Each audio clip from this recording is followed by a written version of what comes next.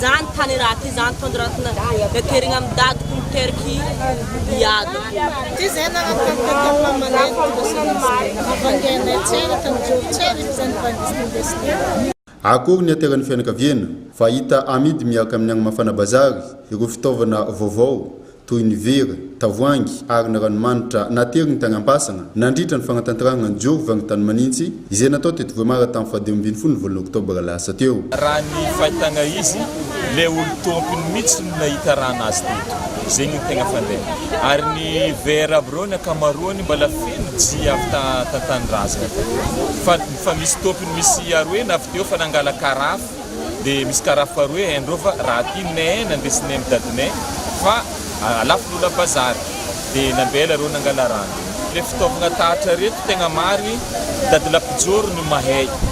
ino natao izy fa ny andraikitra lesiko izy io ty agnapiriny izy ty hitondra izy ty amin'ny zombany sakalavanjoaty dia zahavagna azoviny tompony le entagna zay mbala managna entagna tavela ato